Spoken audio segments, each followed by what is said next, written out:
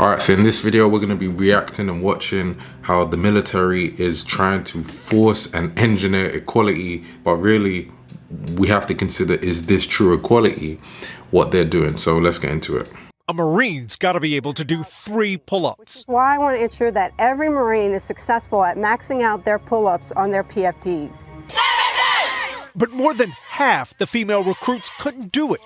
So the Marines are pushing back the day when it becomes mandatory. If you have a failure rate of 55% and 99% of the men are succeeding, obviously this is not going to work. And it's interesting because we've come to a point in this era where things that should be simple, things that are clearly observable, are almost difficult for us to process. Of course, there's a difference between men and women, so the results that each gender gets is going to be different. You think this would be simple, you'd think this would be easy, but it seems like rocket science in this day and age. And as soon as you do that, as soon as you now have to make considerations for the women, you've just lowered the standards of the military. Men have to do 3 pull-ups minimum to pass the Marines fitness test. It takes 20 to earn a perfect score. Women had to meet the same minimum, but only need 8 pull-ups to score perfect.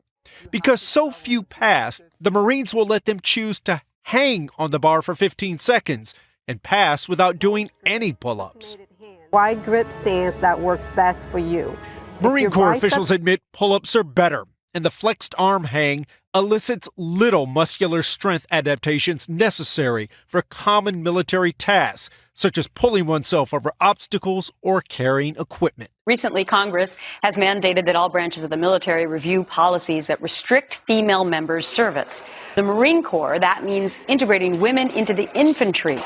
This summer, several volunteers are the first women to train for the infantry and will join their brothers in arms this fall. But not everybody believes this latest step towards equal rights is a good idea, including a female Marine officer who has been on the front lines.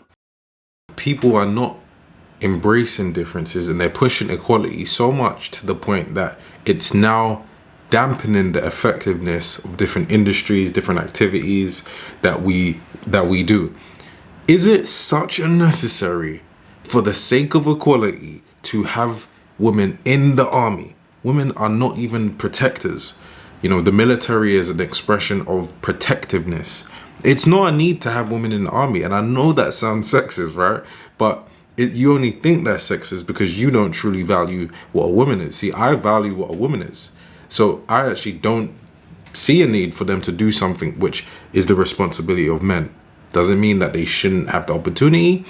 That's a different discussion. But then if the opportunity is going to be given to them, don't lighten the standard. Because if you lighten the standard, you've just said that they don't reach the standard. If they don't reach the standard, then they just don't reach the standard. There's nothing wrong with that. There's literally nothing wrong with that. But don't lower the standard and not acknowledge that that's what's happening. And what you point out in this article is that you went through some of the rigorous training that the men did. And what happened to you? I've faced a lot of weight loss, muscle atrophy. I also developed polycystic ovarian syndrome, which for me resulted in infertility. It's a type of combat environment these days that's very strenuous, and I was only doing a portion of what our infantry brothers do. See, that's crazy, and I'm glad, you know, I hadn't actually seen that before this video. But you know what? I'm glad that she said that, because it confirmed what I just said before. To certain people, what I just said before could have been considered sexist, right? But it's just simply pointing out that that's not a woman's role and her body is not designed for that. And the fact that that woman just said that confirmed it. But I want to know what you think. Maybe I'm too traditional, who knows? And you don't agree with that. And that's also fine, because we're open to different points of perspectives and points of view. So comment down below, let Reemus know, and I'll see you in the next video. Peace. If you want to learn the process to embodying and empowering the feminine spirit, then check out the book, Healing the Feminine Energy and the Wounds of Your Inner Child.